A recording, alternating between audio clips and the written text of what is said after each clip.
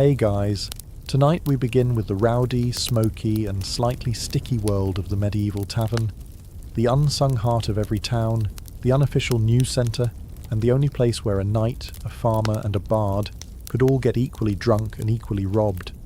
It wasn't just a place to drink, it was a place where danger, laughter and disease mingled freely beneath a thatched roof. So before you get comfortable, take a moment to like the video and subscribe, but only if you genuinely enjoy what I do here. And let me know in the comments where you're tuning in from and what time it is for you. It's always fascinating to see who's joining us from around the world. Now dim the lights, maybe turn on a fan for that soft background hum, and let's ease into tonight's journey together. You've trudged through a muddy street that smells like a blend of horse, smoke, and questionable soup. It's raining, of course, or just finished, so everything's slick, including your only pair of shoes. You're tired, you're hungry, and you've nearly been run over by a cart full of turnips twice. You need a drink. So how do you find a tavern in a medieval town? There are no glowing signs, no Yelp reviews, and certainly no GPS. What you do have are your ears. Just follow the noise. Somewhere, past the blacksmith's forge and the fishmonger yelling about his fresh river eels, is a chorus of laughter, shouting, and someone aggressively singing about a goose. And there it is. A crooked wooden building, leaning slightly as if even the architecture has had one too many. Hanging above the door is a wooden sign, barely legible, with a crude painting of... Is that a barrel? Or a bear? Or maybe both? Either way, this is it. Welcome to the tavern. The front step is slick with ale, and as you push open the heavy, iron-hinged door, it lets out a creak so long and dramatic it might qualify as its own form of entertainment. Instantly, warm air and the rich perfume of smoke, wet wool, stale beer, and mystery meat hit your face like a drunken handshake. You've made it. Inside, the ceiling is low enough to make tall men duck and drunk men bump their heads. The floor is dirt. Not metaphorically, literally, though someone's laid down straw in an attempt to pretend it's cleaner. It isn't. There are no private booths, no waiters with menus, and no such thing as quiet conversation. This is a medieval tavern, and it only comes in two settings: rowdy and closed due to fire. You spot an open seat at a lopsided bench near the hearth, but it's wet. With what, you don't ask. Someone nearby is arguing about a stolen chicken. Another is passed out with a ladle still in his hand. A one-eyed dog gnaws on a bone under a table like he pays rent there. And this, friend, is just the entrance. You've only just arrived, and already it smells like a night to remember, or forget. As the heavy tavern door slams shut behind you, the darkness wraps around your senses like a damp wool blanket, warm, uncomfortable, and slightly suspicious. Your eyes adjust slowly. Candlelight flickers against soot-stained walls, casting dancing shadows that make even the chairs look like they might pick a fight. The hearth blazes in the far corner, doubling as both heating and open flame hazard. Smoke drifts lazily in the air, not quite escaping through the chimney that might be stuffed with a dead crow. But what hits you hardest isn't the noise or the heat, it's the smell. A medieval tavern's scent is less aromatic and more emotional trauma. The top notes are ale, warm, sour, and splashed liberally across every surface. Beneath that, sweat, years of it, human, horse, and maybe something mythical. Add a hint of mouldy bread, wet straw, and a whisper of boiled onions, and you have a blend no perfumer has dared bottle. The tables are carved with years of initials, crude drawings and knife scars. They wobble with a kind of stubborn pride. The benches creak under the weight of muddy boots, thick cloaks and questionable decisions. The floor?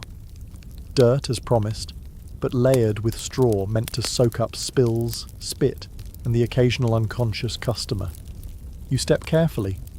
One wrong move and your foot sinks into something with a texture best left undescribed. The crowd is a living, breathing organism. Loud laughter erupts in one corner, while two men argue about the price of a pig in another. A woman slams a mug down hard enough to spill half her drink, and no one even flinches. A man at the next table stares at you with the dazed look of someone who's either thinking very deeply or forgetting how chairs work. Someone nearby sneezes. The entire left side of the room collectively leans away. And still, despite the overwhelming assault on your modern sensibilities, there's something welcoming here. The tavern is alive. It's rough, raw, and completely unfiltered. The medieval version of a community hub, minus the hygiene, and with 400% more shouting. You find your seat.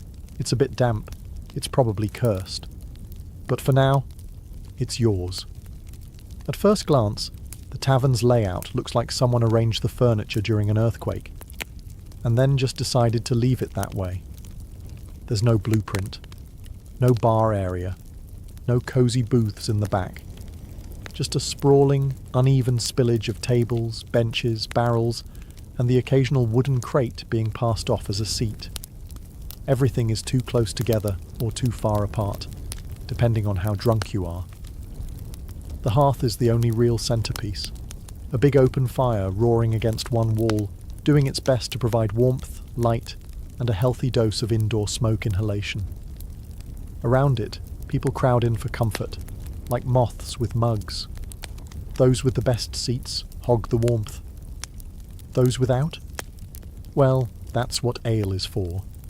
The bar, if you can call it that, is usually just a thick wooden plank resting across two barrels, sagging under the weight of jugs, mugs, and elbows.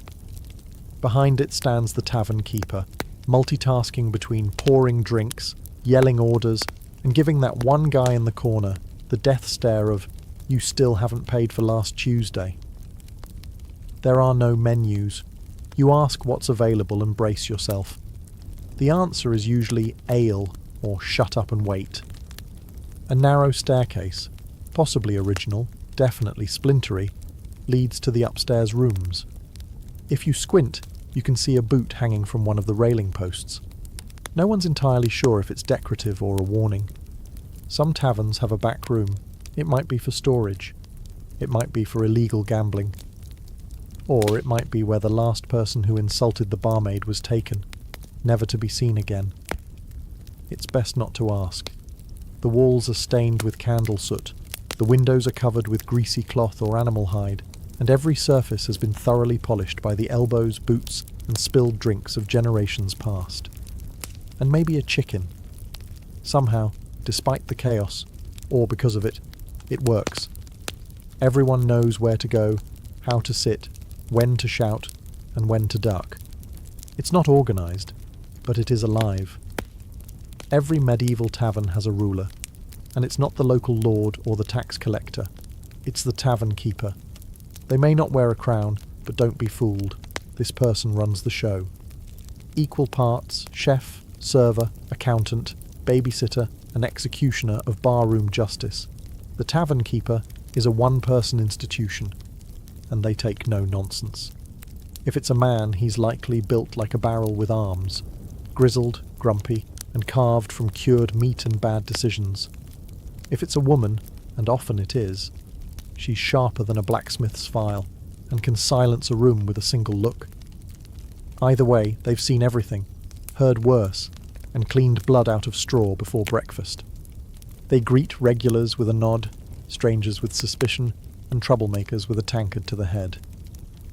Behind the bar, they keep mental tabs on who's paid, who owes, and who's had 3 too many. And they do it all without writing anything down. Because medieval literacy might be rare, but tavern memory is terrifying. The tavern keeper sets the tone. If they're in a good mood, the place hums. If they're in a bad mood, you'd better drink fast and keep your jokes to yourself. They're the referee in every argument, the judge in every cheating scandal, and the first to grab a club when a fight breaks out. You do not mess with the tavern keeper. They also know everything. Who's in debt, who's having an affair, who arrived in town under a false name. Need information? Bribe the barkeep? Need protection? Sit near them? Need a favour? Better hope you didn't break a mug last week. Some have a helper, a son, daughter, spouse, or orphan they sort of adopted, and now make carry barrels twice their weight. These assistants run drinks, mop floors, and try not to spill anything or get stepped on by drunks. So while the tavern may feel like chaos to you, it's actually a very delicate ecosystem. And in the centre, commanding it all like a storm god in an apron, stands the one person keeping the ale flowing and the roof from collapsing into a riot, the tavern keeper. So, you finally settle onto a creaky bench, dodging elbows and spilled stew. Your throat's dry, your boots are damp, and it's time for the main event, the drink. But don't expect a wine list or a polished mug. This is a medieval tavern. Your choices are limited, lukewarm, and possibly life-threatening. Let's start with the classic, ale. Unfiltered, unpasteurized, and usually brewed in the back room where the dog sleeps. It's thick, cloudy, and often comes with floaties, bits of grain, yeast, or possibly a chunk of the previous customer's moustache. It's not cold because there's no ice. And you don't ask how long it's been sitting in the barrel, you just drink and hope. Next up, mead, honey wine. Sounds fancy, right? In reality it's sweet, strong, and occasionally explosive. If the tavern keeper made it themselves, it might be delicious, or it might taste like regret and bee venom. It's usually served to nobles, wedding guests, or that one bard who insists on being paid in gold or mead. Then there's cider, made from apples that were either freshly picked or dropped on the ground 3 weeks ago. Sharp, tangy, and served in cracked mugs that may double as soup bowls by morning. It's the drink of choice in orchard-rich regions, or for those who want something just alcoholic enough to forget the smell of the man sitting beside them. Wine? Technically, yes. But unless you're in southern Europe or the nobility's in town, it's likely watered down, soured, and served with a side of sarcasm. Good wine is reserved for lords, bishops, and the merchant who just sold 12 crates of salt. And water? That's a bold choice, because half the time, it's teeming with invisible death. Boiling costs fuel, and clean wells are rare. That's why even children drink ale. It's not about the buzz, it's about not dying of dysentery before age 8. No one's measuring shots or crafting cocktails here. You drink from mugs made of wood, clay, or tin. Some still have last night's stew in them. You raise your mug, sniff it, and sip. It's warm, it's bitter, and somehow, it's perfect.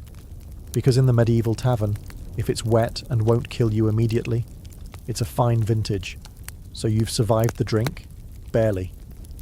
Now your stomach growls, reminding you that you haven't eaten since sunrise, and your last meal was mostly barley and sadness. Time to eat. But don't get excited. There's no menu, no waiter, and absolutely no one asking if you have any dietary restrictions. You don't order food in a medieval tavern. You ask what's left, then hope it's hot and only vaguely mysterious.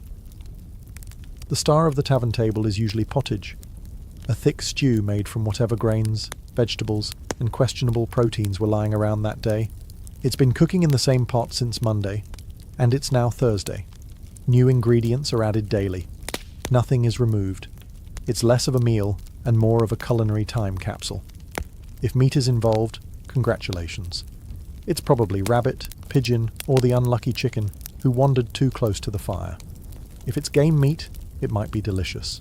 Or it might be aged past reason and seasoned with desperation. Your bowl is made of wood or clay. Your spoon? Either your own or your fingers. Most people carry their own knife, so eating is a BYO cutlery affair. And don't expect napkins, just the sleeve of your tunic or a shared rag that's seen things it'll never forget. Bread is also on offer. It's tough, dark, and heavy, more a weapon than a food. If it's soft, it was baked today. If it's hard, it was baked last week. Either way, it pairs well with cheese that smells like an old boot and has started developing its own personality. Sometimes there's salted fish, sometimes pickled eggs. Occasionally you'll find a tavern offering a special, which is just a fancier way of saying, we had too much of this lying around. Flavour, optional, texture, unpredictable. Still, in the flickering firelight, with noise all around and the warmth of food in your hands, it's not bad. It's filling. It's hot. And if you don't think too hard about what's floating in your bowl, it might even be comforting. You're not here for fine dining. You're here to eat like a survivor. Once you've found your seat, ideally one without a knife stuck in it, you start to notice the real entertainment. The people. A medieval tavern is the original social media feed. Loud, chaotic, half-true, and fully committed to oversharing. To your left, there's a red-faced farmer, already deep into his fourth ale, retelling the same story about his cow giving birth sideways.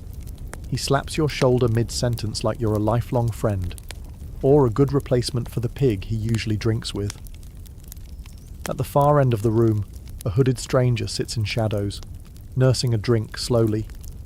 He could be a runaway monk, or a bandit, or just really bad at eye contact. Either way, you're not making small talk with him unless you want to disappear behind the stables. Near the hearth, a soldier in battered armour is regaling a group with tales of battle.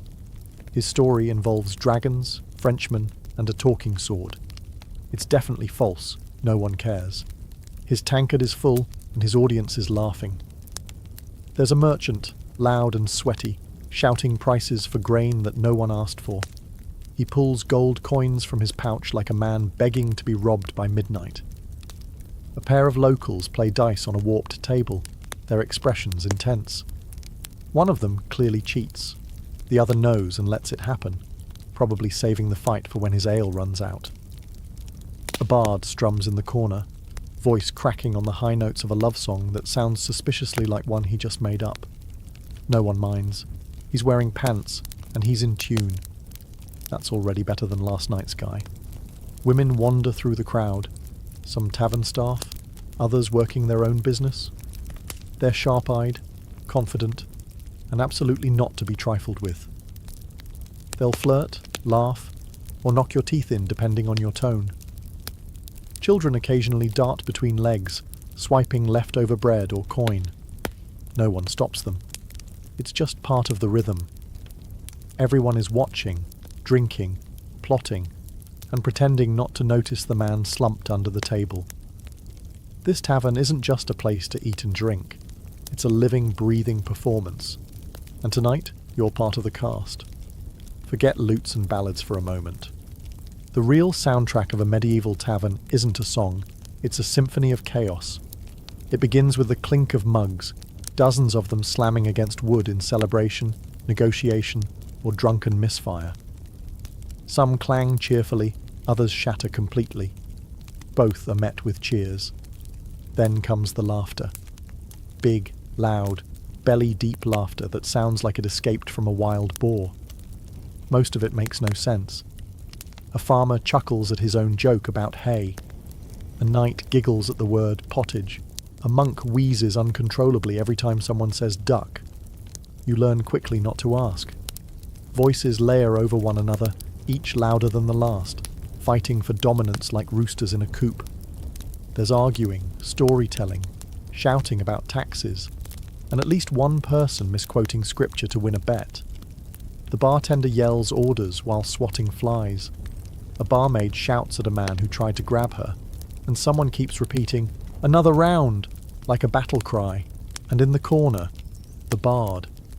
With a half-tuned lute and 3 missing strings, he plays the same 4 chords on loop, occasionally bursting into verses about lost love, found chickens, or noblemen who wore their pants backwards. No one really listens, unless he starts singing about someone in the room, at which point things get very entertaining or very dangerous. Someone spills something. Someone burps loud enough to make the rafters tremble. Someone else falls off a bench and keeps talking from the floor like it's intentional. In the background, dogs bark, a goat bleats. Why is there a goat? And chairs scrape across dirt like thunderclaps in a wooden cavern. It's not peaceful, but it's oddly rhythmic. Occasionally the room goes quiet. Not by choice, just a sudden lull. It lasts exactly 3 seconds.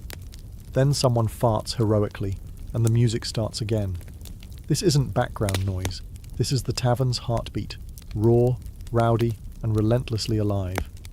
If you listen closely enough, it starts to make sense. A kind of harmony born from disorder. And like the rest of the tavern, it only gets louder the longer you stay. Once the ale starts flowing and the stew starts settling, the tavern transforms. It's no longer just a place to eat and drink. It becomes a medieval casino, minus the velvet ropes and with way more yelling.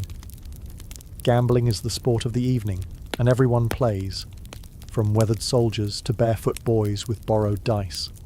There's no dealer, no pit boss, no regulation, just a cracked wooden table, a handful of copper coins, and the vague promise that someone's about to lose their dignity. Dice are the game of choice, carved from bone, wood, or whatever was lying around. They clatter across tabletops like rolling thunder, each toss followed by a mix of cheers, groans, and accusations of witchcraft. No one trusts the dice. Everyone uses them. Then there are cards, if you're in a more cultured part of town. Thick, hand-painted, worn to the edges, and always missing one or two. The rules shift based on who explains them. Sometimes you're trying to get the highest number. Other times you're matching symbols or just making it up as you go. It's like poker, but with more slapping. Wagers range from money to mugs to livestock. Yes, someone once bet a goat. Someone else bet their boots. And someone else bet their own freedom for the night. Spoiler, he lost. The regulars are slick. They shuffle quickly, roll slowly, and smile a little too wide. Cheating? Of course. It's half the fun. A hidden die here, a marked card there, a mysterious cough when the lucky player leans in. If you win big, you buy a round, or risk getting jumped. If you lose badly, you smile, pretend you meant to, and slowly push your chair back toward the door. Side games erupt too. Arm wrestling, thumb wars, and the ever-popular who can drink the most without falling over. The winner earns applause. The loser earns a night under the table and a headache that lasts until next market day. But even when the rules are unclear and the stakes are absurd, the energy is addictive. Because in a medieval tavern, luck isn't just a game, it's a gamble with your purse, your pride, and possibly your pants. As the night deepens and the tavern fills with warmth and humidity, a new kind of performance takes the floor. One made of words, music, and confident nonsense. This is story time, medieval style. A bard clears his throat in the corner, gently plucking at a half-tuned lute, the strings squeaking like old boots. He's missing a few teeth, but not a bit of confidence. With a dramatic flourish, he launches into a ballad of heartbreak and heroism. Something about a knight who fell in love with a mermaid and drowned nobly while reciting poetry. No one believes him. Everyone listens anyway. That's how it works here. Truth is optional. Entertainment is everything. Around the tables, others join in. Not bards, just patrons with ale-fueled bravery and a tale to tell. One man swears he once wrestled a bear and lived to drink about it. Another claims he saw a witch turn a cow into a goat. A third insists he's related to Charlemagne on his mother's cousin's side. Everyone's story begins with, "You won't believe this, but..." And they're right. We don't. But we want to. Boasts become ballads. Mishaps become myths. Someone tells a joke so bad it circles back to being good. Someone else recites a poem, likely plagiarized from a monk's scroll. The room claps, hoots, or throws bread, depending on the quality or quantity of the performance. If you're lucky, a skald or minstrel might be passing through. Professionals who travel from town to town, exchanging music for coins, meals, and occasionally a place to sleep indoors. Their songs are polished, their tales long, and their ability to rile up a crowd? Dangerous. But even they know the golden rule of tavern tales. Never let facts ruin a good story. In this smoke-filled room, with the fire crackling and the mugs sloshing, storytelling isn't just entertainment. It's tradition. It's connection. It's how you make friends, enemies, and the occasional lifelong drinking partner. By midnight, Half the tavern is reenacting the story of the one-legged knight who fought off 6 highwaymen with a ladle. You laugh, you cheer, you forget it's all made up. Because in a medieval tavern, every liar is a legend, if the story's good enough. As the night deepens and the ale keeps flowing, something changes in the air, a kind of boozy boldness. The bard is halfway through his 3rd song about unfaithful shepherdesses, and suddenly, everyone's feeling romantic. Welcome to medieval flirting. Subtlety has left the building. It starts with eye contact, or at least one eye, slightly squinting through a mead-induced haze. A man with 2 remaining teeth leans across a bench and slurs, "Milady, your beauty burns brighter than the hearth." She responds by hurling a bread crust at his forehead. The room cheers. Others try their luck more gently, offering refilled mugs, clumsy compliments, or offers to help carry a bowl of stew so it doesn't spill. Spoiler, it still spills. If you're a woman in the tavern, staff, guest, or travelling merchant, you're likely used to fending off at least 3 would-be poets, 2 arm wrestlers, and 1 man who tries to impress you by balancing a knife on his nose. Sometimes it works. Usually, it ends with a black eye or an empty purse.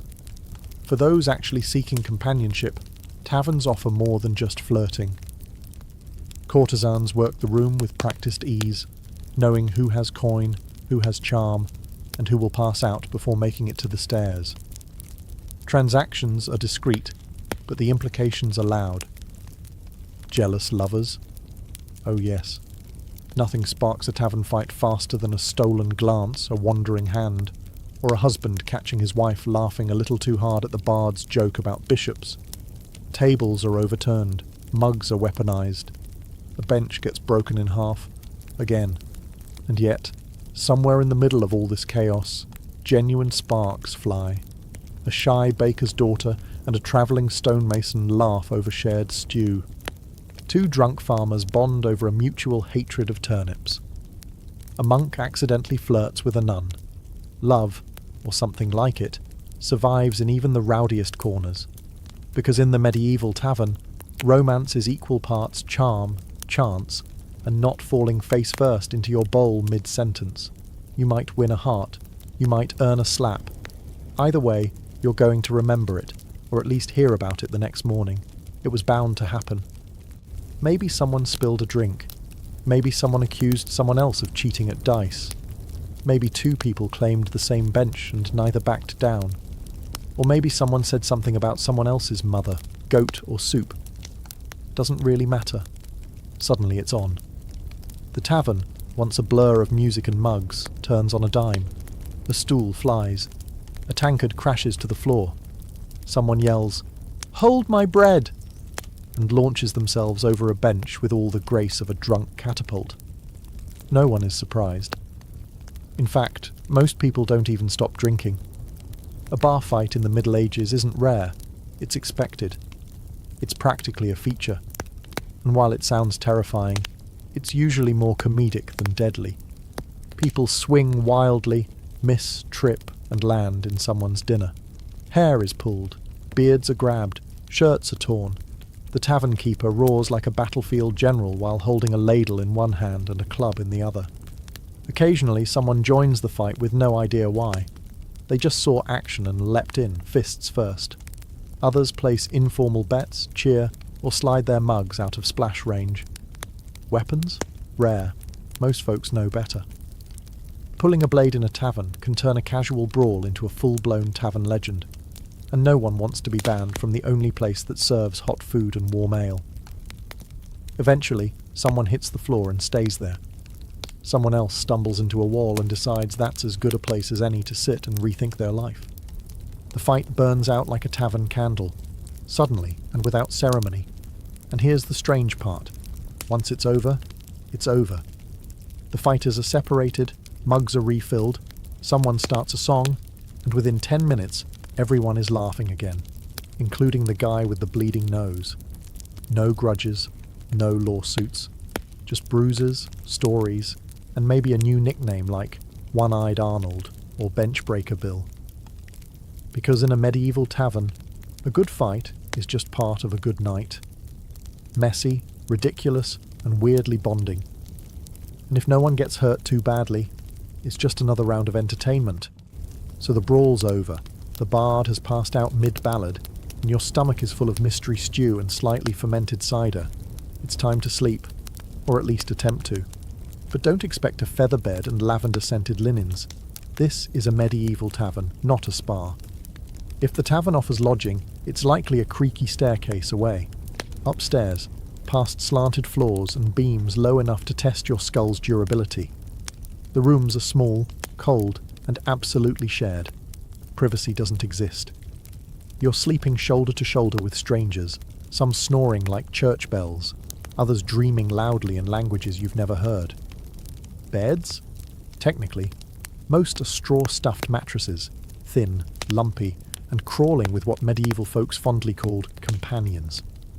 You lay down fully clothed, boots on, dagger under your pillow, not for comfort but for defensive strategy. Blankets are shared, so are smells. And if someone had garlic earlier, someone always has garlic, it will become an intimate part of your dreams. If you're too poor, or too drunk, for a room, you sleep downstairs, on a bench, under a table, or just in a corner by the hearth, curled up next to a dog that may or may not belong to the tavern.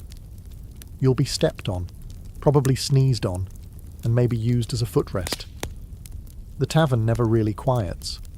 Even after the last mug is drained and the last fight patched up, there's always someone muttering in their sleep, a log popping in the fire, or a distant fart echoing through the rafters. And yet, somehow, you drift off. It's not comfortable. It's not clean, but it's safe enough.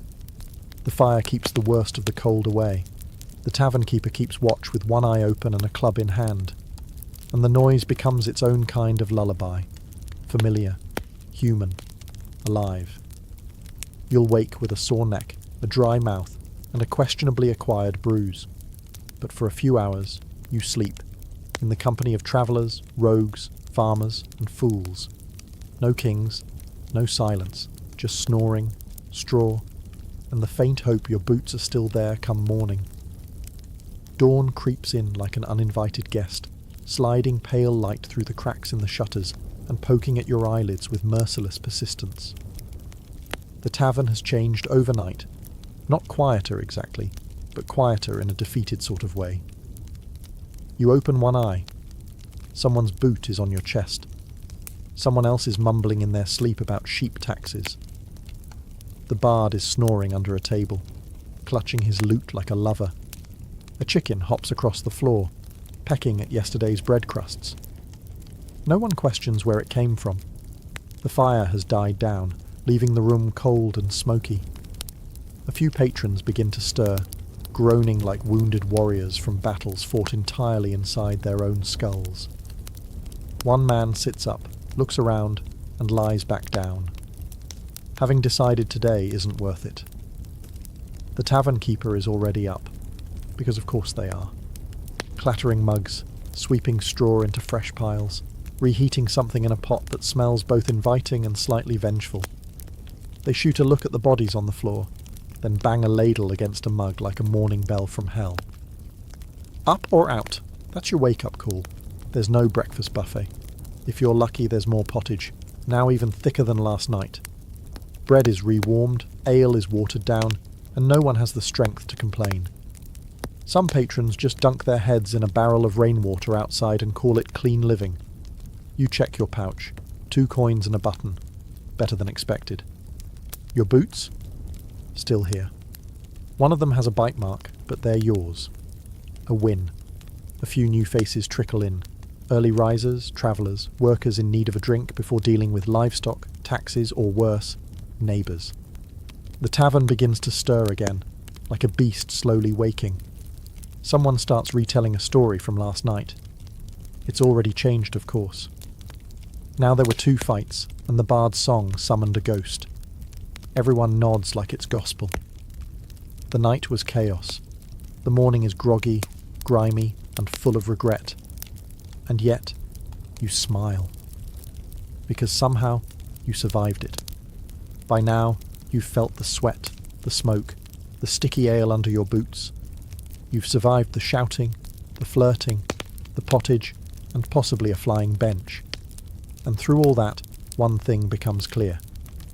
The medieval tavern wasn't just a drinking hole, it was the beating heart of the community. In a world with no phones, no newspapers, no social networks, the tavern was where news travelled. A merchant from the coast could share gossip from a foreign port. A soldier could describe the war from the front. A bard could sing songs that stitched people together, even if the lyrics changed every night. This was a place for connection. Farmers drank beside craftsmen. Pilgrims shared bread with thieves. Strangers became friends, or at least drinking buddies, before the second round. Here, social classes blurred, rumours were born, alliances were made, and grudges were buried, or fuelled further, depending on how the dice rolled. The tavern was also where business happened. Deals made, contracts shaken over splinters and spilled cider. It was a court, a confessional, and a theatre stage all at once. You could find a job, lose your purse, get married, or start a feud in a single evening. And it offered something else too. Something you couldn't buy at the market or pray for in a chapel. Relief. From the cold. From the work. From the endless seriousness of surviving medieval life. For a few hours you could sit near a fire, hear a bad joke, sing a worse song, and forget, just briefly, how hard the outside world was. Even if the ale was warm, the bed was itchy, and the food had more bones than broth. The tavern gave you a sense of being alive, among the living, and in an age where everything from disease to war to a sharp winter could take you without warning, that was no small thing. So when you stepped into a medieval tavern, you weren't just buying a drink. You were buying belonging, story, and maybe, if the floor wasn't too crowded, a place to sleep where the fire still burned. Because long before cafes and pubs and coffee houses, there was the tavern. Loud, dirty, honest, and absolutely unforgettable. Before she became the most iconic face of ancient Egypt, immortalized in a limestone bust with high cheekbones and a gaze frozen in serene confidence, Nefertiti was a woman cloaked in mystery. Her name means, "the beautiful one has come," but no one knows exactly where she came from. Some believe she was the daughter of a powerful Egyptian official named Ai, possibly even the sister of Akhenaten. Others argue she was a foreign princess, sent to Egypt in a marriage alliance. Her origins are debated, but her influence is undeniable. Nefertiti appears in the historical record like lightning, sudden, brilliant, and transformative. She enters Akhenaten's life not as a passive queen, but as an equal partner in a reign that would shake Egypt's religious and cultural foundations. Together, they would dismantle centuries of tradition, discard the pantheon of gods, and elevate the sun disk Aten as the one true deity. It was a radical, near-heretical move, and Nefertiti wasn't just watching from the throne. She was leading ceremonies, making offerings, even depicted in art-smiting enemies, a role typically reserved for male pharaohs. Unlike other queens who were relegated to the background, Nefertiti was ever present. She appears in more artwork from the period than even Akhenaten himself. In these depictions, she isn't cloaked in subservience. She stands tall, sometimes larger than life, holding power quite literally in her hands. And in a society where pharaohs were divine, her proximity to Akhenaten, both spiritually and politically, suggested something more. Perhaps she wasn't just queen. Perhaps she was co-ruler. But this rise wasn't without tension. Egypt was not ready for the upheaval. The old priesthood resented the loss of their gods and temples. The capital moved to a new city, Akhetaten, today known as Amarna, cutting ties with the old ways. And through it all, Nefertiti was there, her figure etched into stone walls, her name sung in hymns to the sun. Yet, for all her visibility in life, her death is a complete vanishing act. No tomb, no body, no confirmed end. Just silence. It's as if history, after showcasing her brilliance, suddenly chose to look away. And that, perhaps, is where her legend truly begins. To understand Nefertiti's rise, you must first meet the man who changed everything, Pharaoh Akhenaten. He wasn't born with that name. He was originally Amenhotep IV, a prince in line with a 1,000-year legacy of gods and tradition. But something shifted inside him. Some call it divine inspiration, others say madness. When he became king, he turned his back on the mighty god Amun and declared a new truth. There was only one god worth worshipping, the sun itself, the Aten. This wasn't just a religious shift. It was an earthquake that cracked the bedrock of Egyptian civilization. Imagine a society built around temples, priests, and rituals being told overnight that their gods were false, their worship obsolete. Akhenaten didn't just preach monotheism, he enforced it. The temples of Amun were shut down. His name was chiseled off monuments. Statues were smashed. Entire cities were abandoned. In their place, Akhenaten built something new. Akhetaten, a city dedicated solely to Aten, where the sun would rise directly between the cliffs and bathe the city in sacred light. And through it all, Nefertiti stood at his side, not as a silent consort, but as a full participant. In the reliefs of the period, she's shown worshipping Aten with the same reverence as Akhenaten. Their daughters are often depicted with them, heads tilted toward the radiant sun. It was a family portrait unlike anything in Egyptian art before or since. Even the style of the art changed, no longer stiff and formal, but loose, exaggerated, sometimes even intimate. The king and queen kissing, playing with their children, praying in soft robes beneath the sun. Nefertiti was everywhere in this new world. At times, she even overshadowed her husband. Some historians believe she held real political power, maybe even acted as co-regent. There are inscriptions that refer to her as Neferneferuaten, a name some believe she used when she began ruling in her own right. It's unclear if Akhenaten shared the throne out of love, strategy, or necessity, but it was clear. Without Nefertiti, this revolution may not have held together as long as it did. But revolutions are fragile. The gods don't take kindly to being replaced. And the people? They were quietly watching, waiting for the old order to return. By the height of her influence, Nefertiti had become more than a queen. She had become an icon, not just of beauty, but of divine femininity and royal power. Egypt had seen great queens before, Ahmose Nefertari, Hatshepsut, but Nefertiti's presence felt different. She wasn't ruling from the shadows or taking power through war. She was reshaping the spiritual and cultural fabric of Egypt beside her husband, in real time, as a living goddess. She bore Akhenaten 6 daughters, Meritaten, Meketaten, Ankhesenpaten, and others, all of whom were frequently depicted in family scenes beneath the rays of Aten. Curiously, no sons were ever confirmed. In a kingdom obsessed with lineage, this was both a political problem and a historical mystery. Was it fate, or was something else at play? Some suggest Akhenaten may have had sons with other wives, or even, more controversially, with Nefertiti herself, fueling modern speculation and uncomfortable theories that range from the speculative to the salacious. What is certain is that motherhood was central to her image. In art, Nefertiti is portrayed cradling her children, their tiny arms reaching up to touch her cheeks. These aren't stiff, cold statues.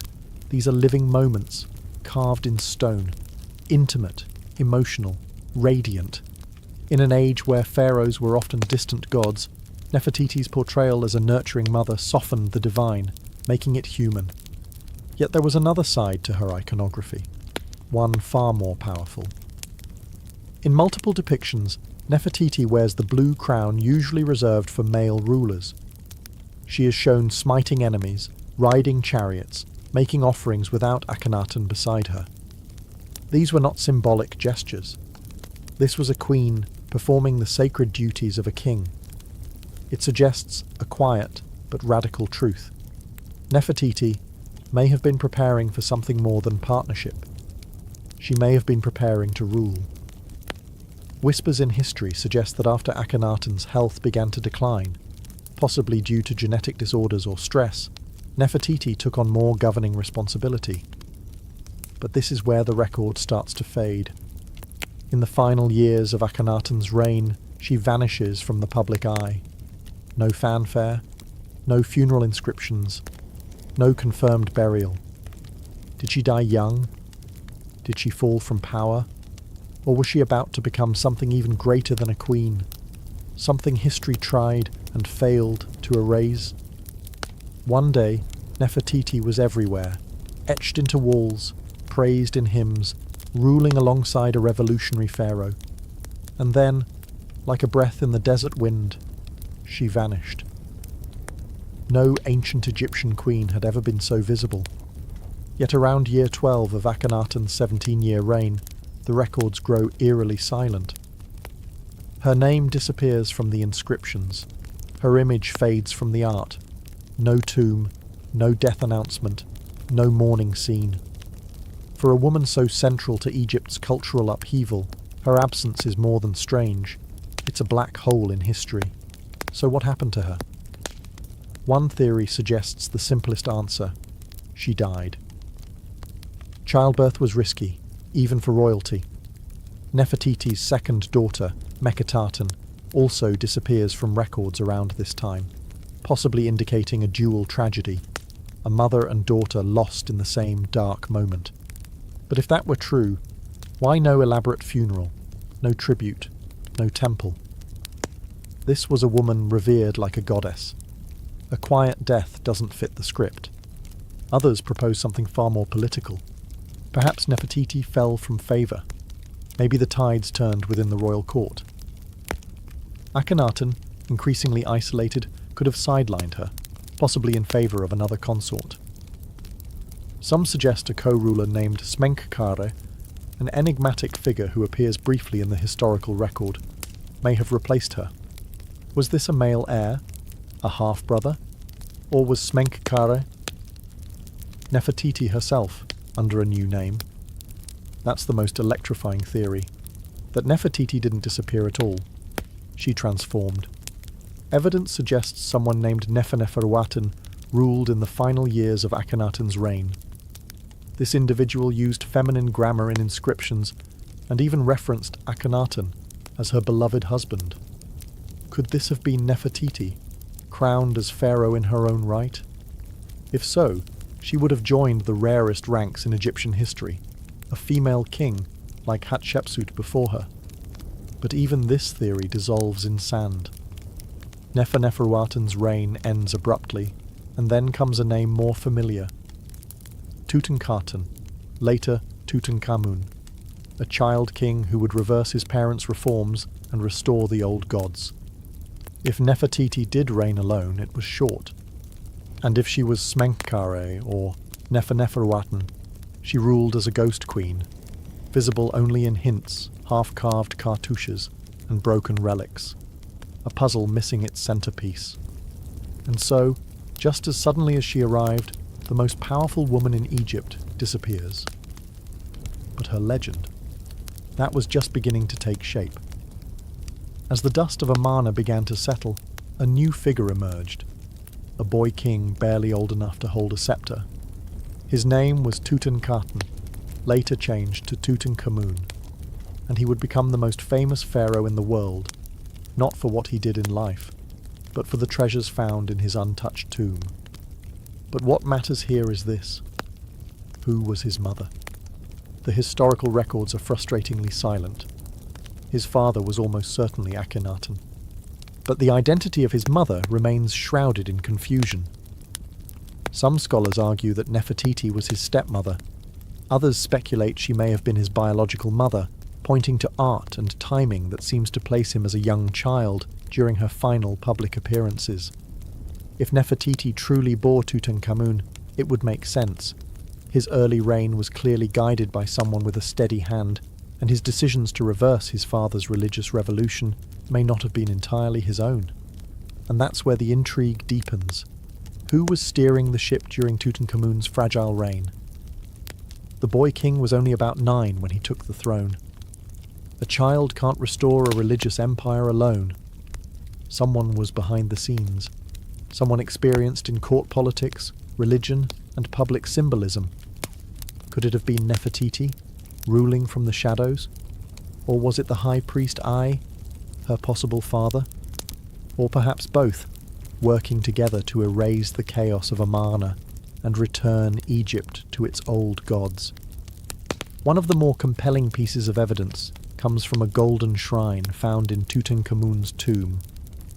It shows a woman anointing the young king, a woman with features eerily similar to Nefertiti. If that was her, it means she may not have vanished at all, but stayed at the heart of power in a more discreet form. Still, without a named tomb, without a confirmed mummy, we are left with only fragments. If she did guide Tutankhamun, her fingerprints are everywhere, but her name is gone, scrubbed from temples, left out of king lists, as though someone tried to erase the memory of a woman who once ruled like a god. And yet, the irony is rich. Tutankhamun's fame would resurrect her image, because in searching for his story, the world stumbled upon hers. For someone who stood at the center of Egypt's most radical era, queen, priestess, possible pharaoh, Nefertiti left behind no confirmed tomb. Not a single monument bears her death rites, no sarcophagus, no funerary mask, no inscription whispering her final words to the gods. It's as though she evaporated. This absence has haunted Egyptologists for over a century. In a culture obsessed with the afterlife, where every noble was embalmed, mummified, and buried with instructions for the soul's journey, how could one of the most powerful women in Egyptian history be lost? Theories abound. One possibility is that she was buried hastily and without ceremony in the waning years of the Amarna period. Perhaps her radical legacy made her dangerous in the eyes of the new regime. Her tomb may have been dismantled, her name defaced, part of the sweeping effort to erase the memory of Akhenaten's heresy. After all, the return to traditional gods was swift, and vengeance in stone-cut hieroglyphs was common. Another, more tantalizing theory suggests her tomb was never truly lost. It was simply misidentified or still hidden. Some researchers propose that she lies within the Valley of the Kings itself, concealed behind the walls of Tutankhamun's tomb. In 2015, radar scans of KV-62, the famed tomb of King Tut, indicated possible hidden chambers. Was Nefertiti buried just inches away, sealed off and forgotten beneath layers of history and gold? That idea captured the world's imagination. A queen sleeping just beyond reach. Egyptologists held their breath, but further scans yielded inconclusive results. Excavations slowed, funding dried up, and once again Nefertiti retreated into myth. Yet her absence is loud. We have her images, dozens, perhaps hundreds, her likeness captured in stone and pigment. Her bust, now in Berlin, still gazes with unfathomable grace across museum glass, as if she knows something we don't, as if she's waiting. Every year, new digs continue in Amarna and the valley. Every year, whispers stir. Could a sealed chamber finally give up her secrets? Could a cartouche in forgotten sand spell her true name? Or is she destined to remain the eternal riddle, an unfinished sentence in the story of Egypt? If history buried her, it didn't succeed for long, because the search for Nefertiti never truly stopped. It only deepened. If her tomb was never found, and her body never identified, why do we still remember Nefertiti? The answer sits behind museum glass, beneath soft lights in Berlin's Neues Museum. A painted limestone sculpture that has captivated the world since its rediscovery in 1912. The bust of Nefertiti. She gazes forward with poise and serenity, her long neck graceful, her blue crown distinct, and her features so refined they almost feel modern.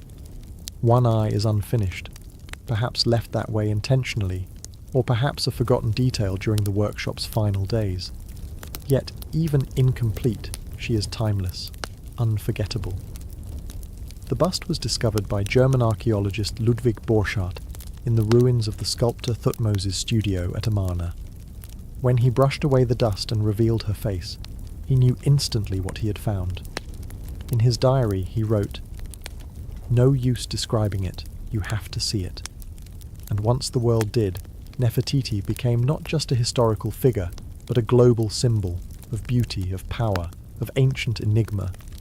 But even her bust is not without controversy. Germany acquired the artifact during a time of loose antiquities laws, and Egypt has been requesting its return for decades. To the Egyptians, she belongs home, in the land whose sun once touched her skin, where she stood beneath Aten's rays. But Germany has refused. They claim her fragility makes her unsafe to travel. Others say it's about prestige. Nefertiti brings in crowds. She is, after all, their Mona Lisa. Still, her presence, wherever she may be, has changed how the world sees ancient women.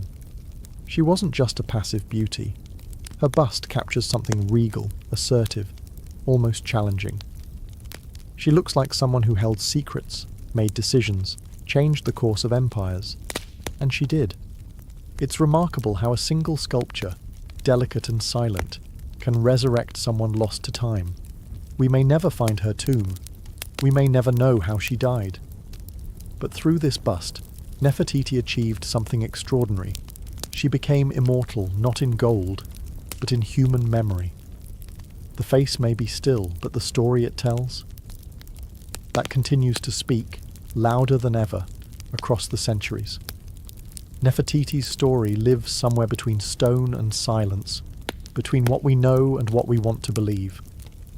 Few figures in ancient history have inspired such relentless fascination and such profound mystery. She is a paradox, one of the most documented women of her time, and yet still largely unknowable. Over the centuries, she's been imagined as many things. To some, she was a goddess in human form, the living embodiment of divine beauty. To others, she was a political mastermind, the force behind the throne, perhaps even the throne itself. Some have portrayed her as a romantic figure, tragically lost in the sands of revolution. Others paint her as ambitious, even ruthless, navigating a collapsing empire with elegance and calculation. But what do we truly know? We know she was more than a royal wife. Her imagery rivals that of kings. Her presence during religious rites, royal ceremonies, and even scenes of battle reveals a woman not just beside power, but wielding it. In a patriarchal world, she carved out her own space, not through rebellion, but through presence, through poise, through sheer command of the visual and spiritual language of her time. We know she was central to one of history's boldest religious shifts. While Akhenaten may have envisioned the monotheistic sun cult, it was Nefertiti who embodied it. She was the human face of a divine ideal, the bridge between the Aten above and the people below. She didn't just serve the gods, she was their image. And we know that after her disappearance, her memory was nearly erased. The backlash against Akhenaten's regime swept her name into oblivion. Her statues were smashed. Her inscriptions were defaced. Her role in history intentionally buried. Yet here we are, 3,000 years later, still whispering her name. Why? Because myth has a way of surviving where facts cannot. Because when a woman becomes both an icon and an enigma, she slips into a space where time can't reach her. Because sometimes the questions echo louder than the answers.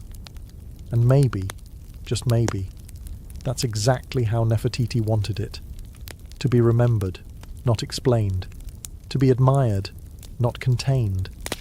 To live forever, not as a woman of one tomb, but as a queen of endless speculation. More than 3 millennia have passed since Nefertiti last walked beneath Egypt's sun, yet her shadow still stretches across our world, etched in museum glass, whispered through academic halls, splashed across the pages of novels and screens of documentaries. Unlike most historical figures, she hasn't faded into the past. If anything, she grows larger with time. There's something irresistible about her, not just the beauty. We've seen beauty before. It's the mystery.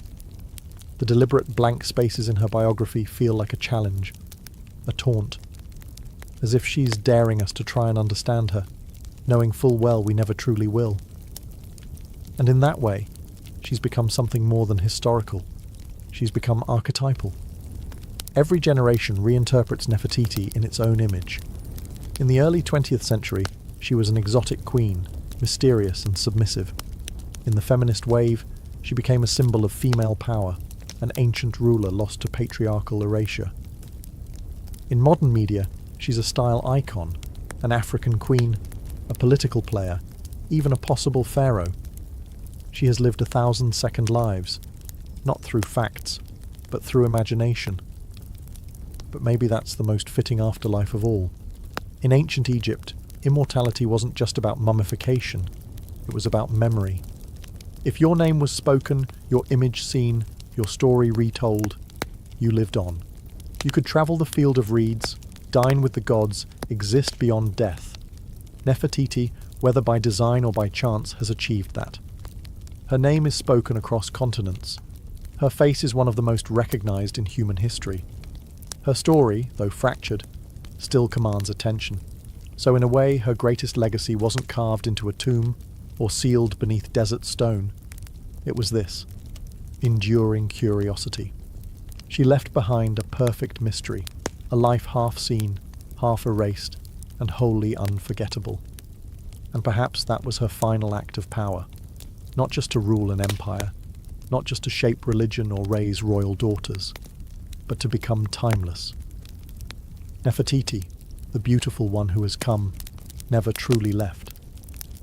She remains here, in our questions, our wonder, and our need to remember the women history tried to forget. She lives not in gold or glory, but in the eternal act of being searched for. And what is more immortal than that? China, where the clouds hang low and the wind hums through bamboo groves, a dragon lies coiled. But it is no myth, no fire-breathing beast of legend. This dragon is made of earth and stone, carved by centuries of calloused hands and patient vision. It is the Longji rice terraces, known to locals as the dragon's backbone, and its curves ripple across the mountainside like scales, shimmering with water, rice, and ancient pride. From a distance, the terraces resemble a sleeping creature. Hills ripple with rhythmic precision, each layer rising and falling like the sinew of a living form. But step closer, and you'll find something even more alive. Water flows in soft whispers along carefully dug channels. Seedlings flutter in the breeze, and at dawn, the morning mist drapes the landscape like breath rising from the dragon's nostrils. These terraces weren't built in haste. Their story began over 700 years ago, when the Zhuang and Yao people, ethnic minorities with deep ties to the mountains, chose to tame the slopes rather than abandon them. Flat land was scarce. Machinery was non-existent. And so they looked to the mountain and asked a simple question: how do we feed ourselves here? The answer took generations. Armed with little more than stone tools and bamboo baskets, they carved the hills inch by inch, year by year. With each level built, they not only shaped the land, they taught it to breathe with them. Rainfall became resource, slope became sustenance. Rice, the staple of life, began to grow where gravity once ruled, and over time, the terraces began to resemble a dragon in repose, strong, eternal, sacred. This was more than agriculture. It was harmony, a silent pact between humans and nature. No part of the mountain was wasted, and no part was forced to bend violently.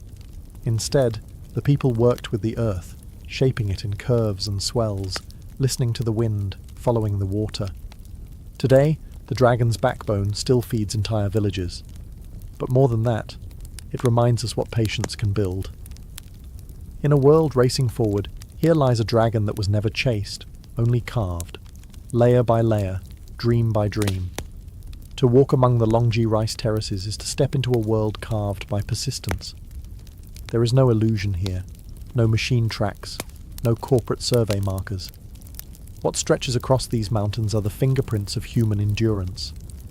Every curve, every slope, every drop of water has been arranged, stone by stone, with hands that knew the pulse of the land. Centuries ago, when the Zhuang and Yao peoples first looked upon these steep and unforgiving hillsides, they did not see obstacles. They saw opportunity. The lowlands were already taken, the fertile valleys already sown.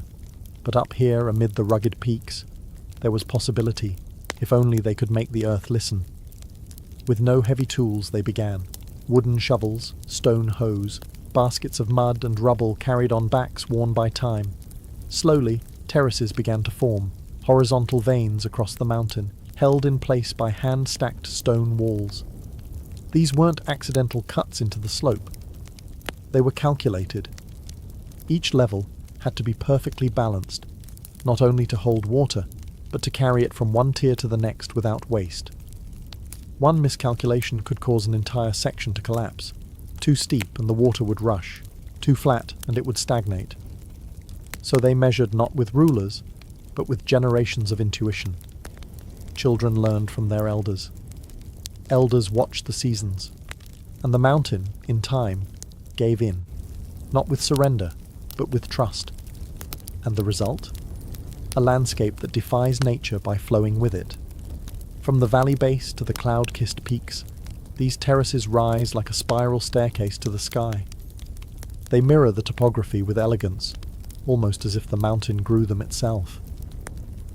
But no, the mountain did not shape these curves. Humans did.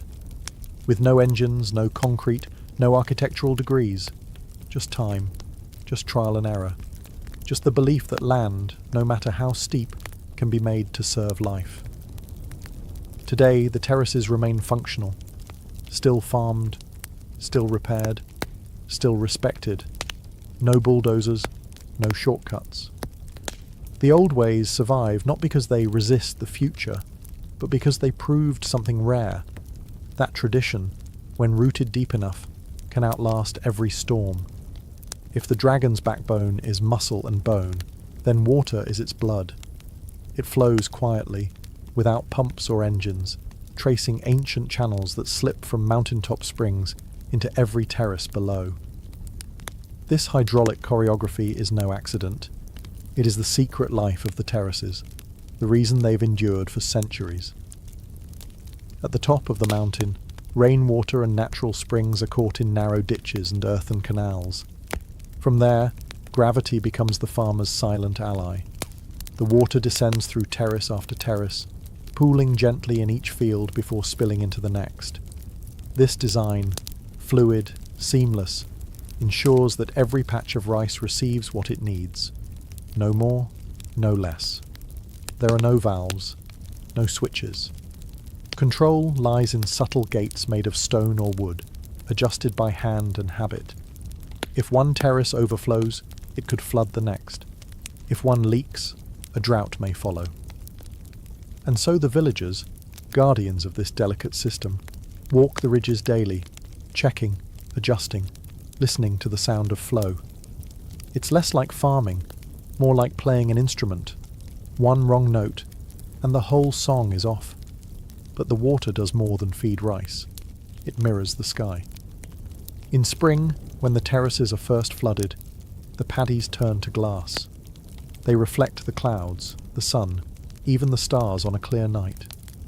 Visitors often describe the sight as surreal, like the mountain has become a living mirror, reflecting both heaven and earth. Then comes summer. The water thickens with stalks of green. The reflection fades, replaced by movement, rippling rice plants swaying in the wind like an emerald sea. In autumn, the water glistens through the gold of ripened grain, and in winter, when farming ceases, snow and frost replace the flowing current.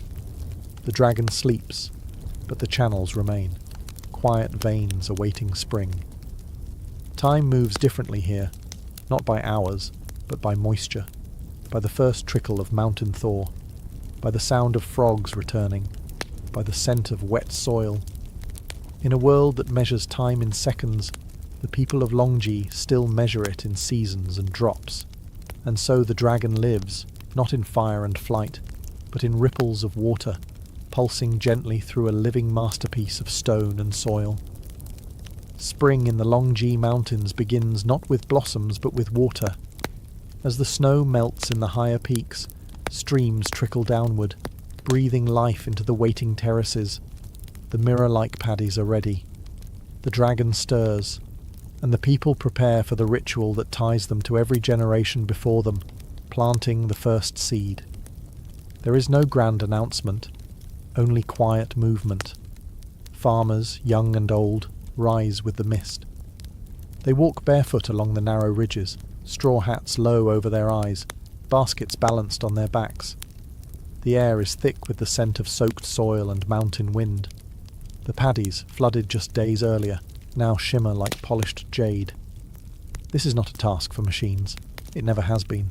Each rice seedling, grown in nursery beds, is transplanted by hand, one by one, line by line. The workers step into the cold water and press the tender stalks into the mud with gentle fingers. It's a rhythm that feels almost sacred. Back bent, arm out, hand press, repeat. All day, sometimes for weeks.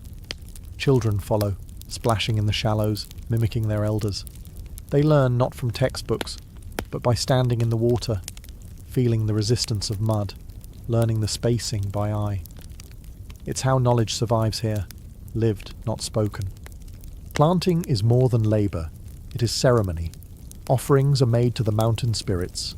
Songs are sung. In some villages, elders scatter the first handful of seedlings as a blessing. Every field planted is a promise, to the land, to the ancestors, to the children, yet to come. The pace is unhurried. No one rushes the dragon. No one races the mountain. Instead, the rhythm of planting becomes a meditation, a slow dance of human and nature, of patience and purpose. And as the days pass, green shoots begin to rise from the watery fields like whispers. From this moment forward, the terraces will grow not just rice, but hope. Each seed is a prayer, each row a quiet defiance against hunger and haste. And so begins the cycle once again, not with noise or fire, but with hands in mud and hearts in the sky. The dragon is awake, the mountain breathes, and the future is planted, one seed at a time. Scattered along the ridgelines and nestled in the crooks of the terraces are the heartbeats of the dragon's backbone. Villages like Ping'an, Dazhai, and Jingkeng. These are not just settlements. They are living museums of heritage, where every home, path, and balcony clings to the mountain like a memory that refuses to fade. The houses are built of timber, resting on stilts to protect them from the rains and the steepness of the slope. Their rooftops, dark and slanted, mirror the lines of the terraces they overlook. From above, they seem like wooden lanterns floating on waves of green. Inside, life is simple, warm, and deeply communal. Generations share a home. Meals are cooked over wood fires. The smell of rice wine and bamboo smoke drifts into the mountain air. The people here belong to ethnic minorities, the Zhuang and the Red Yao, each with their own language, customs and stories. You'll recognize the Yao women instantly. Their long black hair, uncut since childhood, is coiled into elegant shapes atop their heads. Some let it fall like silk waterfalls when they bathe in the river, a scene so graceful it borders on myth. Despite modernization creeping up the mountain trails, traditions hold strong. Hand-woven clothes dyed in indigo. Wooden looms creaking in quiet rooms. Music played on reed pipes and bronze drums during village festivals. Weddings still involve ritual dances. The harvest is still welcomed with song. Hospitality is not a transaction here. It's a reflex. Guests are offered tea brewed from local leaves, rice wine in carved gourds, and stories passed down from elders who remember the mountain before electricity arrived. They speak of dragons in the mist, of ancestors who first carved the hills, of spirits who still guard the fields. And though tourism now brings visitors from every corner of the world, the rhythm of village life continues, largely undisturbed. The rice still grows. The rituals still mark the seasons. The terraces, like the people, endure, not by resisting change, but by absorbing it slowly, carefully, like water descending one level at a time. Here, within the dragon's coils, life is not rushed. It flows, it echoes, it remembers. To walk the terraces of Longji is to walk through layers of myth. The hills are not just soil and stone.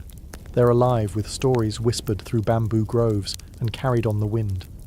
For the villagers, these mountains are not merely land.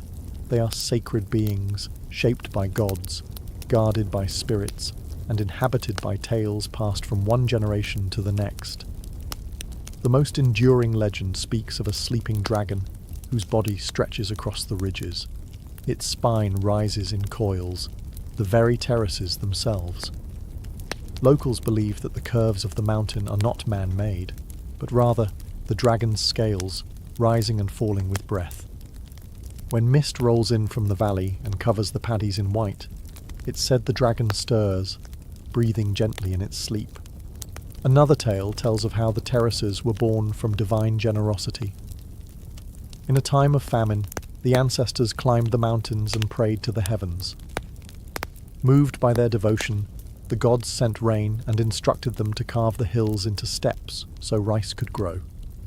The people obeyed, and the dragon appeared to guide their hands. Ever since, they have honoured the mountain with respect, never shouting in the fields, never cutting trees without prayer. These beliefs are not written in books. They live in songs sung during the planting, in incense burned before a new growing season, in the silence kept during misty mornings. Children grow up hearing these tales not as fantasy, but as truth embedded in the land. To laugh at the dragon is to risk bad harvest. To disrespect the spirits is to invite flood or drought. There are spirits in the water too. Some farmers still make offerings before releasing the spring water into the terraces for the first time each year. A few drops of rice wine, a prayer murmured under breath. Not for show, just tradition, as natural as tying a shoe. And whether you believe in dragons or not, something sacred hangs in the air. Maybe it's the silence, maybe it's the clouds, or maybe it's the quiet certainty that this place is more than human work. It's a story, still being told, written not in ink, but in stone, water, and rice. For centuries, the dragon's backbone was a secret kept by the mountains, remote, quiet, and known only to those who called it home. But no place, no matter how sacred, remains untouched forever. The road came, the wires followed. Tourists, cameras, and smartphones climbed the hills alongside the farmers. And the terraces, ancient and weathered, faced a question they'd never had to answer before. How do you survive the modern world? At first, there was worry. Some feared the mountain would be sold piece by piece to developers. That concrete would replace wood. That culture would become costume. But the people of Longji didn't just endure. They adapted. Not by abandoning the past, but by weaving the present into it, one careful thread at a time. Villagers began opening their homes to guests, not as resorts, but as family stays. Visitors eat local meals, sticky rice steamed in bamboo, wild greens picked that morning. They sleep in wooden stilt houses, where roosters still announce the sunrise. The experience isn't curated for show, it's lived, honest, real. And the farming. It continues. Each season, locals still flood the terraces, still plant by hand, still harvest with sickles worn smooth by time. Children attend school by day, but help in the fields at dusk. Tourism may bring income, but rice brings life. One supports the other. Both are essential. Some young villagers have left for the cities, but many return. There is something magnetic about the terraces, something deeper than nostalgia. It's the sound of water sliding through the channels, the way the stars reflect in the paddies, the way the mountains teach patience. Local festivals have grown louder, yes. There are now microphones where there were once drums, Signs in Mandarin and English stand beside sacred springs. But the rituals still happen. Offerings are still made. Elders still lead the songs. The dragon's backbone didn't resist change. It absorbed it, with grace, with balance. The terraces remain not because they are frozen in time, but because they breathe with time, flexing, adjusting, but never breaking. In an age where tradition is often sacrificed for progress, Longji stands as quiet proof that progress can walk gently, if it chooses, that the old ways still have room in the modern world, especially when they are this beautiful. The dragon's backbone is never the same place twice. With each season, it sheds its skin, transforms its colours, shifts its mood. While cities change in years, the terraces change in weeks, draped not just in light, but in rhythm. To stand among them through a full year is to witness a mountain breathe. Spring arrives like a mirror. The terraces are flooded in preparation for planting, and the still water reflects the sky like silver glass. Clouds drift not just above, but below your feet. Visitors speak of walking through heaven. The fields look empty, but they're full of potential. Beneath the surface, life is stirring. Summer brings a burst of green. The rice shoots stretch tall and straight, blanketing the hills in an emerald cascade. From a distance, the terraces look like ribbons of velvet, rolling in every direction. The air is warm and wet. Frogs call from the paddies. Farmers, knee-deep in water, work from dawn till dusk, their hats bobbing like tiny sails on a jade sea. Autumn is gold. Harvest time. The rice matures, and the terraces catch fire in the sunlight, glowing with grain. The fields ripple in the wind and drums echo through the villages. Families gather. Songs are sung. Sticky rice is cooked. It's not just a season, it's a celebration. The dragon, fully awake, offers its bounty. Winter draws the mountain into stillness. The terrace is empty, the water drains. Snow sometimes falls, dusting the steps in soft white. Other times, frost clings to the walls like lace. There are no tools in the field, no voices, only silence. The dragon sleeps, resting, waiting. Each season writes a different poem. Spring reflects, summer grows, autumn feeds, winter rests. The beauty of Longji isn't just in its shape, but in its cycle, in how it accepts time without resistance, in how it transforms quietly, never needing to announce itself. Photographers chase the light here, hoping to capture something eternal, but the terraces don't freeze for anyone. They move, they breathe, they teach us, softly, that beauty is not static, it's a rhythm, a practice, a promise renewed with every season. And so the dragon turns again, not with roar or flame, but with water, grain, and wind. In the end, the terraces are more than fields. They are a vow, quiet, curved, and carved into the mountainside. A promise passed down from hand to hand, season to season, generation to generation. The dragon's backbone is not just a wonder of agriculture or a masterpiece of engineering. It is the story of what happens when humans choose to live with the land, not against it. There were easier paths. The ancestors of Longji could have moved to valleys, chased flatter ground. But they stayed. They studied the slope, listened to the stone, followed the water. And in doing so, they made the impossible ordinary, feeding villages on a mountainside. Every curve holds a lesson, not just about rice, but about patience, about legacy, about care. These terraces weren't built in years, or even decades. They took centuries. There is no shortcut to harmony, no machine that can replicate the knowledge etched into each stone wall by calloused hands and quiet persistence. And yet nothing about them is frozen. The terraces are alive. They evolve. They bend with the weather, with the needs of the people, with the shape of the world. That's their secret. They were never rigid. They were always fluid. Even now, as the modern world climbs the hills with its signals and screens, the terraces remain grounded. They change. but they do not vanish, because their roots are not just in soil. They are in story, in ritual, in the simple, enduring act of planting a seed and trusting the sky. To walk the dragon's backbone is to witness a contract between humans and the earth, a contract signed with sweat and sun, renewed with every harvest. It's a reminder that progress does not always mean speed, and that greatness doesn't always roar. Sometimes it murmurs, like a stream slipping over stone. And perhaps that is why the terraces speak to so many, from farmers to travellers to dreamers, because they represent what we've nearly forgotten. That the most lasting things in this world are not built with force, but with rhythm, humility, and time. The dragon sleeps, the people endure, and the mountain remembers. Most visitors to Giza lift their eyes to the sky, drawn to the towering silhouettes of the pyramids and the gaze of the great Sphinx.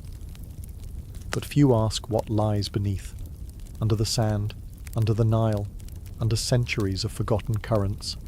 For in the quiet shallows near the ancient village of Abu Rawash, just a short distance from the Giza plateau, a strange tale stirs. It speaks of something enormous, eroded and ignored, an underwater sphinx. Local fishermen have whispered of it for generations, a smooth-backed shape that seems too symmetrical to be natural, a feline form, half buried in mud and waterlogged sediment. When the Nile's waters recede during droughts, parts of it emerge. Stone curves, grooves, and what some say is a carved paw, impossibly worn but unmistakably shaped by hands. It doesn't sit among the tourist routes. There are no guideposts, no velvet ropes, no tour buses idling nearby. Just an area thick with reeds, brackish water, and silence. Explorers who ventured there claim the land itself feels different, charged, as if memory clings to it. Beneath the murk, sonar scans have picked up geometric patterns and what appear to be blocks placed with intent. But what truly startles are the claims that this figure, a sphinx-like formation submerged near Giza, may predate the pyramids entirely, not by decades, but by millennia. If true, it would shatter the established chronology of Egyptian civilization.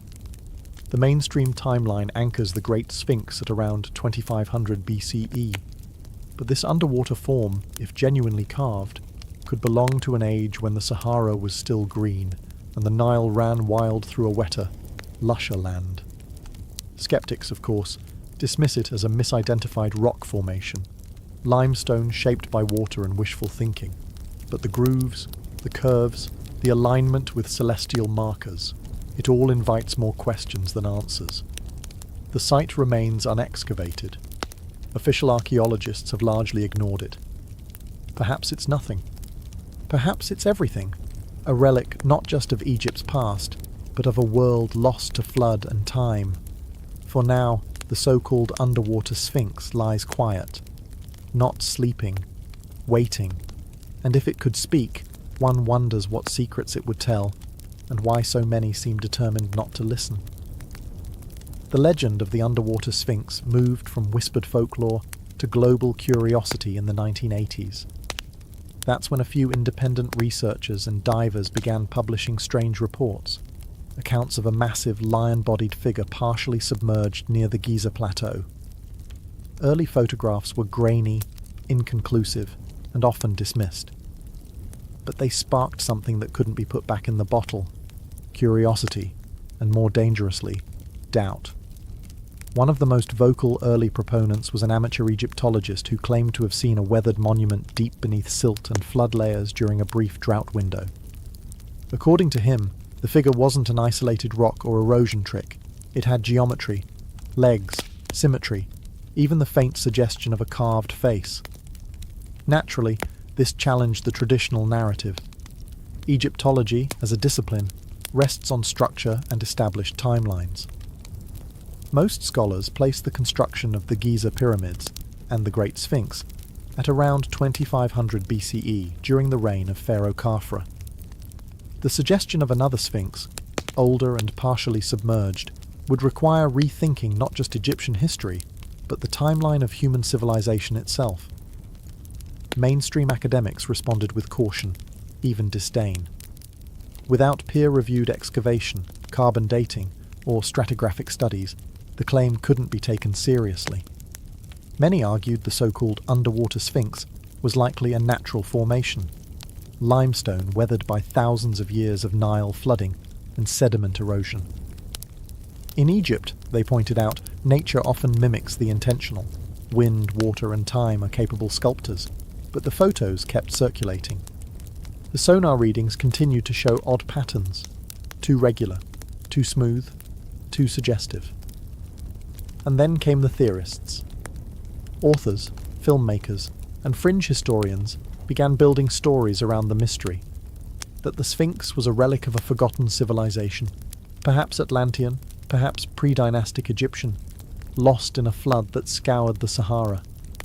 They pointed to water erosion patterns on the original Great Sphinx, argued for lost technologies, and hinted that what lay beneath the Nile might be far older than accepted memory allows.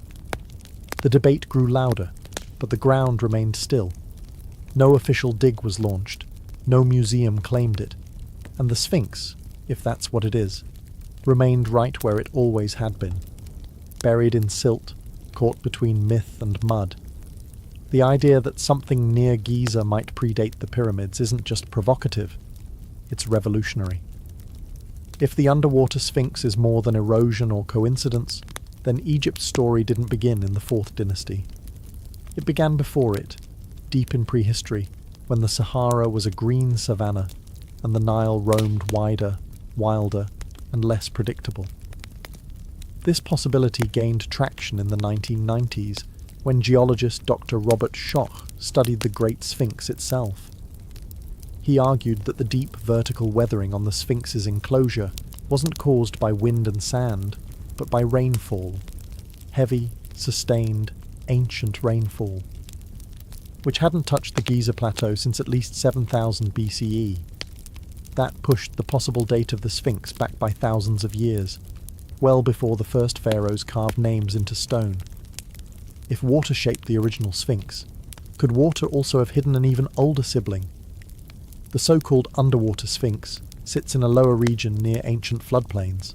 Some satellite imagery and ground-penetrating radar suggest possible foundations, rectangular outlines, and deliberate shaping, all buried beneath silt and seasonal water. These signs hint that the site may not just be older than the Sphinx, it may come from a time when nothing in Egypt was yet carved in hieroglyphs. Supporters of the theory point to Egypt's missing chapters, the gap between the end of the Ice Age and the rise of the first dynasties. During this time, the Nile shifted courses, the Sahara transitioned from wet grasslands to dry desert, and civilizations may have risen and fallen, undocumented and erased. The idea that an ancient people, pre-literate, pre-pharaonic, could have shaped a monument of this scale seems implausible to traditional historians. But is it? Göbekli Tepe in Turkey was built around 9600 BCE by hunter-gatherers. It features megalithic pillars with carved animals, predating Stonehenge by thousands of years. Could Egypt hold a similar secret? An ancient culture that marked the land with stone long before papyrus carried their stories?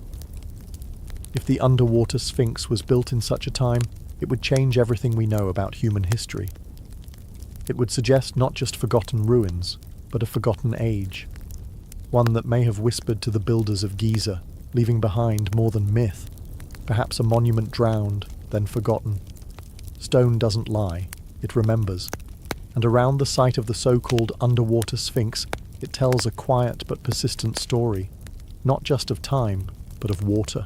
Sediment layers, erosion marks, and flood patterns hint at a history long before the desert became dry, long before the Nile settled into its familiar course, long before the pharaohs carved their names into history. Geologists who have examined photographs and data from the site near Abu Rawash note peculiar erosion marks, smooth, rounded grooves that suggest prolonged exposure to flowing water. Not wind, not sand, but rainfall and movement, forces absent from this region for thousands of years. Similar arguments have been made about the Great Sphinx itself, especially its enclosure wall. Critics of the standard timeline point out that the deep vertical fissures seen on the Sphinx's surrounding trench don't resemble wind erosion at all.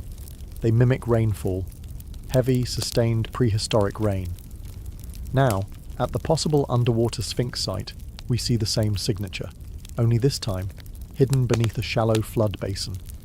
During periods of low Nile flow or excavation, parts of the structure are said to rise into view, lion-like haunches, shoulders, and a foundation that seems too level to be natural. Researchers who have surveyed the area note that the basin is geologically active, with high clay content and evidence of ancient water tables fluctuating violently. The stone there is heavily worn, but not randomly. The wear follows the shape of the structure itself, flowing in lines that suggest deliberate carving, then drowning. Some sediment layers around the site date back to the early Holocene, when Egypt was wetter, greener, and prone to massive flooding. If a monument had been carved then, it could have stood for centuries before being swallowed by mud, forgotten by shifting populations, and buried under the Nile's wandering silt. Skeptics argue this is all coincidence, natural formations teased into myth by hopeful eyes. But water doesn't form symmetry. It doesn't carve pores. It doesn't create aligned foundations or echo the geometry of a known sphinx just a few miles away. So the question deepens. If water erased this monument from view, what else has it taken with it? And more urgently, how much of history still lies hidden beneath the surface? If the underwater sphinx is truly there, silent, carved, and ancient, why hasn't it been excavated? Why does it remain beneath layers of mud and silence, passed over by archaeologists, ignored by governments, and left to the currents? The answer, like the artifact itself, lies beneath the surface. Egypt's archaeological institutions are protective, rightfully so. The nation guards its ancient heritage with rigid protocols, strict excavation rules, and an insistence on academic consensus. Digging up any site, especially one that challenges the traditional timeline, requires permits, funding, international oversight, and, most importantly, institutional approval. And that approval often rests on one unspoken rule: do not rewrite Egypt's history without a mountain of undeniable evidence. And that's the problem. The so-called underwater Sphinx has never received an official, state-sponsored excavation. Independent researchers, foreign academics, and fringe theorists have studied the area, but without formal backing, their findings remain anecdotal, suggestive, but not conclusive. There's also the issue of the Nile itself. The river is not a static feature. It floods, recedes, and shifts over decades. The site where the monument allegedly rests is flood-prone, often submerged for much of the year. Excavation would require draining the area, rerouting water, protecting nearby ecosystems, and managing structural damage caused by centuries of sediment pressure. That alone would take years, if not decades. Then there are political factors. A discovery of this magnitude, if validated, would disrupt more than academic timelines. It could challenge established narratives, upset national pride, and attract a media frenzy Egypt might not be eager to welcome. The Ministry of Antiquities prefers to promote discoveries that reinforce Egypt's grandeur, not question its foundational history. Some whisper that certain institutions may already know more than they reveal, that preliminary studies have been done quietly, behind closed doors. But without public records, peer-reviewed findings, or government announcements, these claims drift into conspiracy. And so, the monument remains buried. Whether by accident or design, it sleeps under mud and skepticism. It is a strange irony that in a land obsessed with preserving its ancient past, one of its greatest mysteries may be hidden in plain sight, unclaimed, unstudied, and untouched by time's official record. But nothing stays buried forever. To the ancient Egyptians, the Sphinx was more than a sculpture. It was a symbol, part guardian, part god, part mystery. With the body of a lion and the head of a man, The Sphinx represented strength fused with wisdom, physical power tamed by royal mind. It was a cosmic sentinel, placed at thresholds where the divine met the mortal. The most famous, of course, is the Great Sphinx of Giza. Towering 66 feet high, it has guarded the plateau for over 4,000 years, facing the rising sun, watching over the tombs of pharaohs. Its exact origin is still debated. Some say it was built by Khafra. Others argue it may be far older, its face recarved over time. So what would it mean if a second Sphinx, hidden, water-worn and possibly older, exists just miles away? It would change everything. No known records speak of twin sphinxes at Giza. Ancient texts are silent. But in later Greco-Roman tradition, there are mentions of guardians positioned in balance, flanking sacred spaces. In Egyptian architecture, symmetry is sacred. Temples often have twin statues, twin obelisks, twin avenues of lions. Why not twin sphinxes? Some researchers argue that the so-called underwater sphinx might not be a copy, but the original. A prototype. A pre-dynastic version later replicated on a grander scale. If true, it suggests that the idea of the Sphinx came not from dynastic builders, but from a forgotten culture whose myths were carried forward, adopted, and refined. And if the monument predates writing, it may not be bound by the pharaoh's ideology at all. Its purpose could have been astronomical, ritualistic, or even commemorative, marking an event, a flood, or a forgotten god. The lion shape itself is no accident.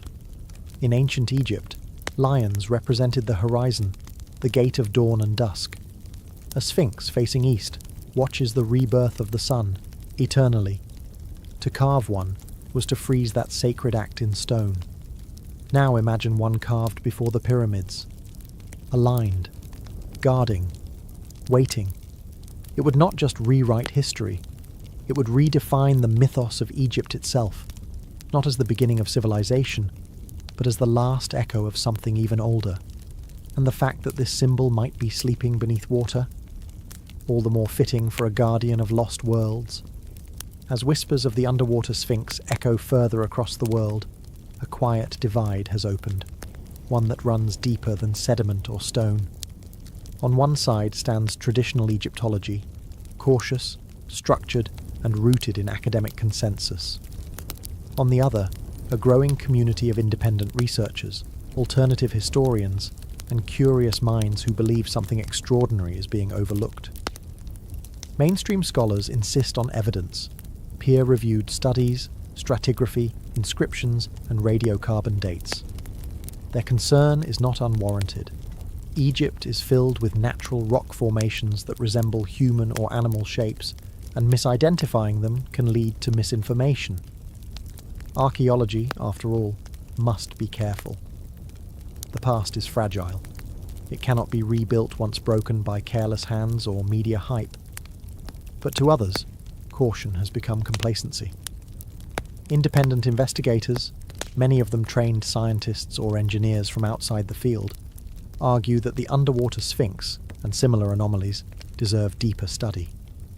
They point to high-resolution satellite images that show unnatural symmetry, to LiDAR scans that detect rectangular foundations beneath layers of mud, to erosion patterns that seem shaped not by chaos, but by design. They also question the political motivations behind silence. Tourism dollars flow through well-trodden monuments. A new sphinx, especially one that threatens the accepted timeline, could disrupt Egypt's narrative and authority. The fear, they suggest, is not of fraud, but of rewriting everything. Books, documentaries, podcasts, and conferences now regularly feature the underwater sphinx. It has become a symbol of hidden history, used as both rallying cry and cautionary tale. Supporters call for open excavation. Detractors warn against pseudoscience. The truth, as always, is lost in the middle, buried beneath voices as thick as the Nile's silt. The divide isn't just academic, it's emotional. It speaks to how we approach the past. Do we trust only what has been confirmed, or do we follow the hints left just beyond reach? The underwater sphinx forces that question into the open. It's not just a rock or a relic, it's a litmus test for how curious we're allowed to be. And as long as it remains unearthed, both sides will continue to argue, above a monument that says nothing, yet might change everything. There's something haunting about a mystery buried in plain sight, especially when it wears the face of a lion and stares up from the mud with ancient silence. The so-called underwater sphinx near Giza may or may not be real, but its pull is undeniable. It stirs something in us, a yearning not just to discover, but to remember. Because deep down, the story of a forgotten monument taps into something older than archaeology, the human sense of loss. We've always lived beside ruins. Cities fall, languages die, civilizations vanish beneath waves, sand and ash. We look to the past not just for answers, but for identity. Who were we? How far back do our stories stretch? And what have we forgotten in our rush toward progress? If the underwater sphinx is real, if it was carved by hands before recorded history, it becomes more than a relic. It becomes a voice from a chapter we didn't know existed. A marker from an age when people may have understood the stars differently, honoured the earth more intimately, or carried a mythology we can only guess at. Some believe it belongs to an advanced prehistoric culture lost to global catastrophe, a theory often dismissed as fringe. But whether or not that's true, the emotional gravity remains. To imagine a monument carved long before the pyramids, submerged by rising waters, and then erased, is to confront how fragile civilization truly is. And perhaps that's why the story persists. It reminds us that time is not linear, that empires are temporary, that even stone can disappear if the river flows long enough. But more importantly, it reminds us that discovery isn't over, that Earth still holds secrets not written in textbooks. In an era defined by instant answers and global data, the underwater sphinx is a rare thing, an unanswered question, a possibility, a mystery not yet solved by drones or algorithms. And whether it proves to be natural rock or a forgotten monument, it already holds value, because it makes us wonder. Wonder if the past is deeper than we thought. Wonder if myth holds memory. Wonder what lies just beneath the surface, waiting for someone to listen.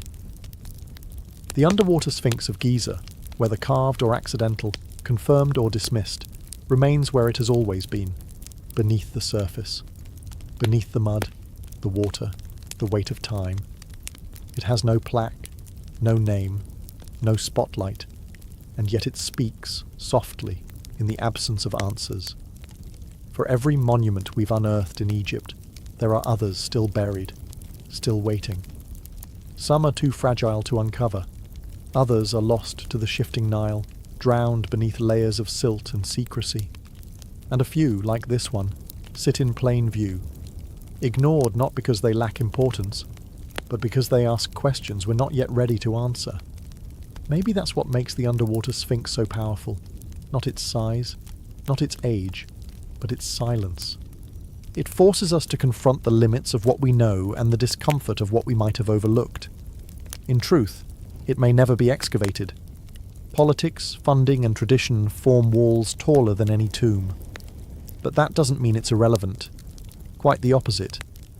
The monument's very obscurity has turned it into a mirror, reflecting not just what lies buried, but what we choose to remember, and what we choose to forget.